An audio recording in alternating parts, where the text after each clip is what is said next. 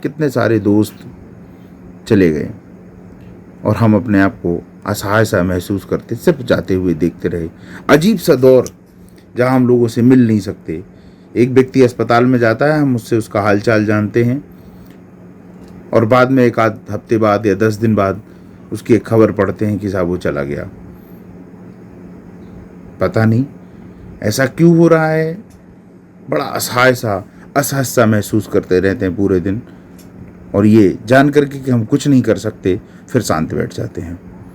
तब कहता हूँ कि एक मुद्दत से रोए नहीं, एक मुद्दत से रोए नहीं, एक मुद्दत से रोए नहीं, क्या पत्थर के हो गए हम, क्या पत्थर के हो गए हम, यूं पलकों पर हैं आंसू, यूं पलकों पर हैं आंसू, यूं पलकों पर हैं आंसू, जैसे फूलों पर शबनम, जैसे फूलों पर शबनम, लाखों सदमे ढेरों गम, फिर भी नहीं है आँखें नम। मैं एक सच बात कहूँ, बेइंतहा गरीबी, बेइंतहा बेरोजगारी। मैं कल शाम को थोड़ा सा निकला सब्जी वब्जी लेने, तो मैंने देखा कि जो गोरखपुर में जो पहले फलों का मार्केट लगता है उसके सामने कुछ किराना की दुकानें हैं, वहाँ पर जो मजदूर है लाइन से सो रहे हैं, अपने थैले को तकिया बनाए हुए, एक पतला सा चद्दर नीचे बिछाए हुए। खाने की व्यवस्था उनकी ये है कि साहब वो पेपर ले लेते हैं, पेपर में खाना रख लेते हैं, वो खा रहे थे। आप सच मानिए देख करके कलेजा फटता है, लेकिन हम क्या करें, हम कुछ कर ही नहीं सकते।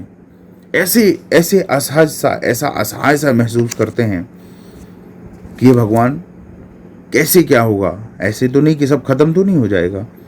हालांकि एक किसी शायर का एक शेर है कि साहब ना हम